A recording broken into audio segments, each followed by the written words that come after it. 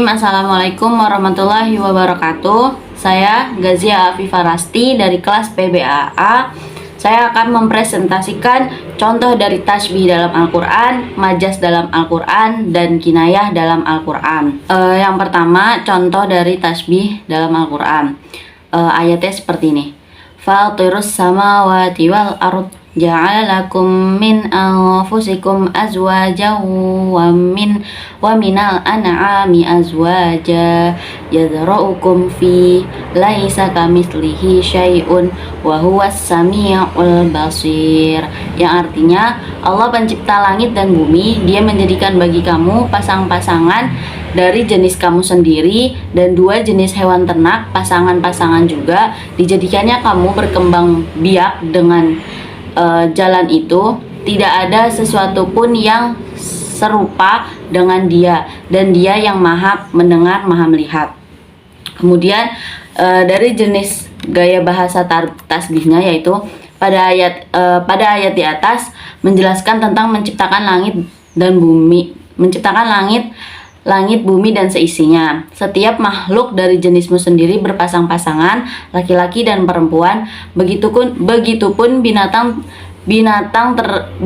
diciptakan berpasang-pasangan, dan Allah menciptakan kalian dalam bentuk dan sifat seperti itu, di mana dengannya kalian berkembang biak, laki-laki dan perempuan, satu generasi demi generasi dan keturunan demi keturunan, dan kalangan manusia atau binatang ternak. Ketika Allah menafikan penyempurnaan zatnya dengan apapun selainnya,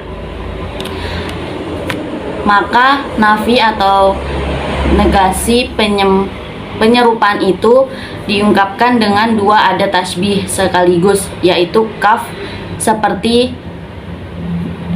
huruf kaf seperti, dan mislah seperti. Demikian seperti firman-Nya, laisa kamitslihi syai'un. Ayat tersebut termasuk dari tasbih mujmal. Kemudian alasan kewacanaan penggunaan tasbih. Kenapa Allah tidak berkata dengan satu ada tasbih saja, yaitu laisa kamitslihi syai'un, tidak ada yang sepertinya sesuatu pun. Seperti telah disebutkan bahwa tasbih dengan menggunakan tasbih adalah untuk menunjukkan adanya perbedaan antara diserupakan al-musyabbah dengan sesuatu yang dengannya ia diserupakan musyabbah bih. Artinya, dengan satu adat tasbih saja sudah cukup menunjukkan betapa jauhnya perbedaan Tuhan dengan apapun yang dianggap sama dengannya. Kemudian, aspek estetika dalam kelompok ayat tasbih surat Asy-Syura ini adalah estetika tasbih surat ini, yaitu dia dijadikan dari dirimu sendiri, yaitu sama-sama manusia berakal, sama-sama cucu Adam, berjodoh-jodohan, berpasang-pasangan, jantan dan betina. Dia kembang biakkan kamu kepadanya di dunia ini karena perjodohan itu. Demikianlah langit Dia ciptakan, ada malaikat-malaikat yang meramaikannya dengan tasbih dan takbirnya. Kemudian contoh yang kedua, yaitu contoh dari majaz dalam Al-Quran, terdapat dalam surah Al-Jasiyah ayat 30 yang bunyi ayatnya seperti ini. Fa ammal ladzina amanu wa 'amilus solihati fayadkhiluhum rabbuhum fi rahmati dzalika huwal fawzul mubin. Yang artinya, adapun orang-orang yang beriman dan mengerjakan amal soleh, maka Tuhan mereka memasukkan mereka ke dalam rahmatnya atau surga. Inilah keberuntungan yang nyata. Kemudian kategori majaznya yaitu penyebutan lafaz rahmatihi atau berada dalam rahmat Allah untuk makna jannatullah merupakan majaz mursal. Hubungan antara makna hakiki dan majazi adalah alaqatun mahaliyatun, mengingat di dalam surga tersebut ada rahmat Allah. Kemudian alasan kewacanaan penggunaan majaz. Kalimat majaz pada ayat tersebut adalah lafaz rahmatihi atau berada dalam rahmat Allah dalam ayat alladzina amanu wa 'amilus solihati fayadkhilum rabbuhum fi rahmati. Lafaz rahmatihi tersebut bukanlah dimaksudkan untuk makna yang sebenarnya, mengingat seseorang tidak akan ada yang bisa tinggal di rahmat Allah. Rahmat Allah itu keadaan, bukan tempat yang dapat dihuni oleh seseorang berdasarkan konteks tersebut. Diketahui bahwa lafaz rahmatihi adalah lafzun majaziyun, yang dikehendaki adalah jannatun atau surganya.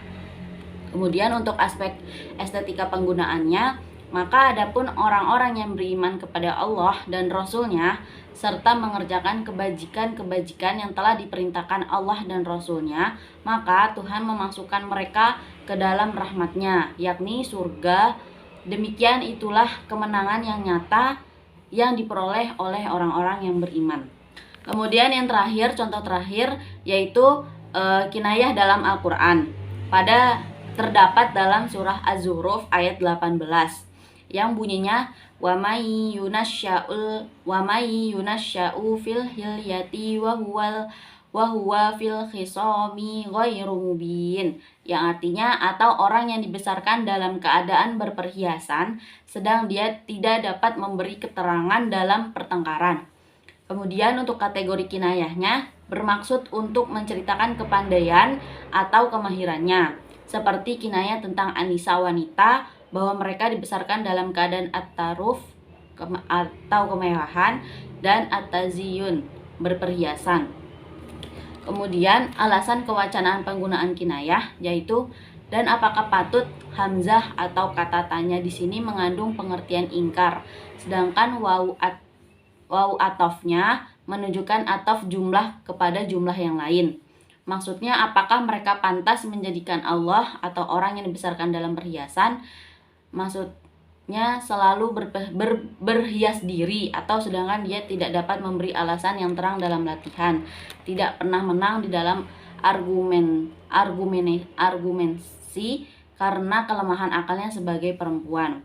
Kemudian untuk aspek estetika penggunaannya, Allah membuat kinayah dari wanita bahwa mereka itu dibesarkan dalam kemewahan dan perhiasan yang membuatnya sibuk dan tidak sempat untuk mengkaji bermacam-macam hal dan urusan-urusan yang detail. Jika dikatakan dengan kata anisa, maka tidak menunjukkan makna yang demikian. Maksud yang dikehendaki adalah menafikan semua itu dari malaikat. Mungkin itu saja yang bisa saya presentasikan atau saya jelaskan. Sekian. Assalamualaikum warahmatullahi wabarakatuh.